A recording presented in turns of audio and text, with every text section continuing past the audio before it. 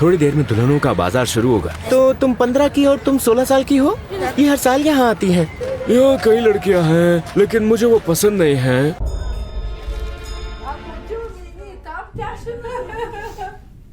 ये बुल्गारिया के रोमा लोग हैं। हम बुल्गारिया में दुल्हनों के बाजार में पहुंचे, जहां हर साल लड़कियां बेचे जाने के लिए इकट्ठा होती हैं। इनकी कीमतें परिवार द्वारा तय की जाती हैं। हालांकि क्या आप जानते हैं कि रोमा लोग कौन हैं? रोमा एक जिप्सी समुदाय है। दुनिया भर में इनकी संख्या करीब 8 मिलियन है। वो खाना बदोश है और उनका कहना है कि उनका मूल उत्तर भारतीय है। वो सैकड़ों साल पहले राजस्थान से रोमानिया और बल्गेरिया जैसे पूर्वी यूरोपीय देशों में आए थे और वो अधिकांश यूरोपीय देशों में बसे हैं। वो उन्हें रोमा लोग कहते हैं। उनमें से कुछ मध्य पूर्व में भी है। इनमें नवार और अन्य रोमा समूह शामिल है। मध्य पूर्व में उनकी प्रतिष्ठा बहुत खराब है और वहाँ उनका काफी शोषण हुआ है। कोई भी उनके साथ मेलजोल नहीं रखता क्योंकि वो समुदाय में शामिल नहीं होते। लोग उनसे दूरी बनाए रखते हैं। उनकी परंपराएं और मानक उन समुदायों से नहीं मिलते जिनमें वो शामिल होते हैं। आज हम बुल्गारिया की राजधानी सोफिया पहुंचे हैं। ये संयुक्त राष्ट्र में है, लेकिन पहले ये सोवियत संघ का हिस्सा हुआ करता था और अब यहाँ समय रुका हुआ लगता है। इसकी इमारतें, सड़कें और रेलगाड़ियाँ देखकर ऐसा लगता है जैसे ये अभी भी सोवियत संघ का हिस्सा है। ये बहुत छोटा है और ये एक छोटे मॉस्को जैसा दिखता है। आज हम वहाँ रोमा लोगों से परिचित होने आए हैं।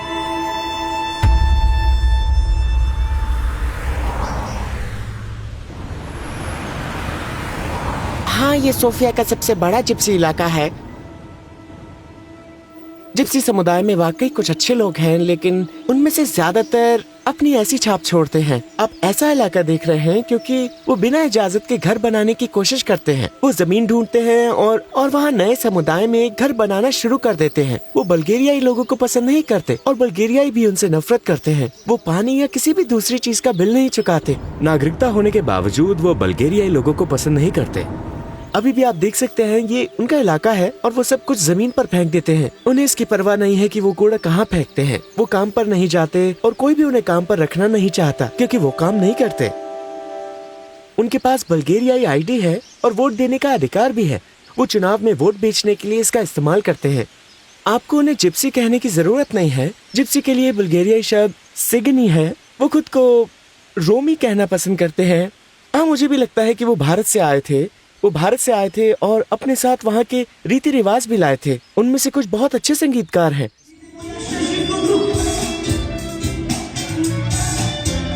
जब बल्गेरिया संयुक्त राष्ट्र में शामिल हुआ तो उन्होंने सीमाएं खोल दी। सभी रोमा वहाँ आए और पूरे यूरोप में बिखर गए। अब उन्हें ब्रिटेन में और हर जगह देख सकते हैं।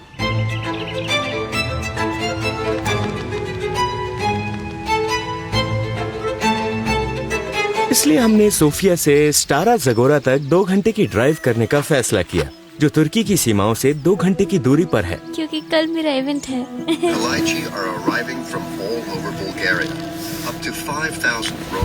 आपका बहुत बहुत धन्यवाद। हमें बुलाने के लिए धन्यवाद। एक रोमा परिवार अपने घर में हमारी मेजबानी करेगा। बड़े दिन के लिए तैयारियां शुरू हो गई हैं। उसके बाद सब कुछ है। उसने कपड़े पहने हैं, वो तैयार है, लेकिन सबसे महत्वपूर्ण बात शादी के लिए दूल्हा ढूंढना है। कीमत उस लड़के पर निर्भर करती है जो दुल्हन खरीदने की कोशिश कर रहा है। हाँ, और ये इस बात पर कि लड़की को लड़का पसंद है या नहीं। वो आप नीचे जा सकते हैं। 10-20 हजार। 20,000? हाँ, 10 से 20 हजार। एक ही हाँ, कलाची। हम किसी हाल में नहीं स्वीकारते। हाँ, उसकी एक और बहन है। वो पहले से ही शादीशुदा है। ये उसकी बहन है जो बाजार में बेची गई थी। शादी के बाजार से सभी लोग उसके और उसकी माँ के साथ जा रहे हैं और हर कोई इस इवेंट की तैयारी के लिए दुल्हन के बाजार में जा रहा है। ये लगभग किसी असल जिंदगी के सोशल मीडिया जैसा लग रहा है।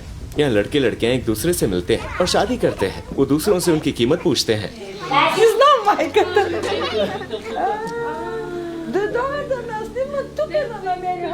कल दुल्हन बाजार का इवेंट है। कल वो भीग जाएंगे। उन्हें घूमना और यात्रा करना पसंद है और वो निजी रहते हैं। आप उनके कुछ घरों में जा सकते हैं। उनमें से कुछ लोग काफी अच्छे हैं। रोमा की प्रतिष्ठा खराब है। और अब ये रोमा की एक जनजाति की तरह है। शायद कल मुझे मेरा पति मिल जाएगा।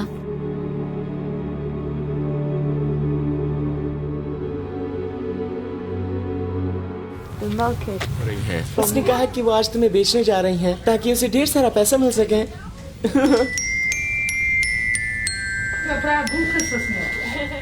उसने मेकअप किया और इस दिन के लिए एक उपयुक्त ड्रेस चुनी। कलाची जनजाति अपने अलावा किसी और से शादी नहीं करते, भले ही वो सभी रोमा हो, लेकिन उन्हें इस जाति से होना चाहिए। ये बिल्कुल एक परंपरा की तरह है। हाँ, उसे उसकी सुंदरता के लिए भुगतान करना होगा। 4 साल पहले ये लड़की एक डॉक्यूमेंट्री में थी और जब वो दुल्हन बाजार में गई तब उसका वीडियो भी बनाया गया था। अब तक वो हर साल बाजार गई है, लेकिन उसकी शादी नहीं हुई। वो जितनी गोरी होगी उनके लिए उतनी ही खूबसूरत होगी। गोरा रंग और नीली आंखें। एक समय था जब एक लड़के ने गोरी त्वचा और नीली आंखों के लिए 40,000 लीर चुकाए थे। जी हाँ।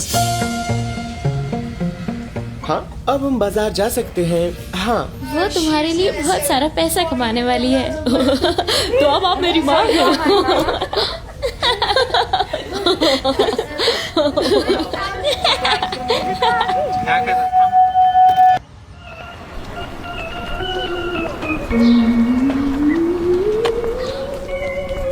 वो आ रहे हैं, वो यहाँ इकट्ठा होने लगे हैं। उनकी संख्या लगातार बढ़ रही है और यहाँ केवल लड़कियां ही नहीं बल्कि लड़के भी सोना पहनते हैं। अंगूठियां, चेन, महंगा सोना पहनना उनके धनवान होने और लड़कियों को आकर्षित करने का संकेत है। थोड़ी देर में दुल्हनों का बाजार शुरू होगा।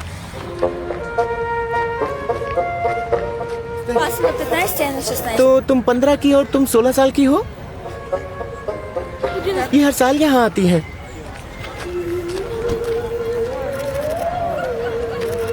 यहाँ कई लड़कियाँ हैं, लेकिन मुझे वो पसंद नहीं है। हर किसी के पास एक मर्सिडीज है। ऐसा क्यों? क्योंकि ये नंबर 1 है। क्या ये आपकी पत्नी है? अभी तक नहीं, लेकिन शायद जल्दी। हाँ, कल। सच में किसी को अभी अभी एक पत्नी मिली है। वो दोनों सहमत हैं। उनकी 2 साल पहले शादी हुई थी, लेकिन वो दोनों 7 साल पहले यहीं मिले थे। और अब उनके बच्चे भी हैं। हाँ, उनका एक बच्चा है। आप बुल्गारियाई हैं, लेकिन हाँ, आप उनमें से नहीं हैं। मैं जिप्सियों में से नहीं हूँ, इसलिए मैं यहाँ शादी नहीं कर सकता। मुझे यहाँ पत्नी नहीं मिल सकती।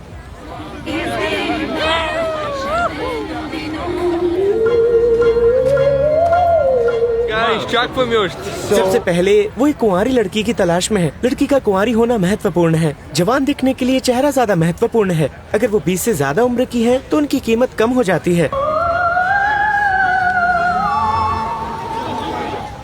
यहाँ यूरोप में लड़कियाँ एक उत्पाद की तरह महसूस करती हैं। इसलिए यूरोपीय लोग यहाँ ये कहते हुए डॉक्यूमेंट्रीज बनाते हैं कि यूरोप में लड़कियाँ कैसे बेची जा रही हैं। यहाँ की लड़कियों को कुंवारी रहना पड़ता है। अगर वो नहीं है तो कोई भी उससे शादी नहीं करेगा। शायद ये उनके परिवार की संस्कृति और परंपराएं हैं जिसका असर उन पर इस तरह पड़ता है।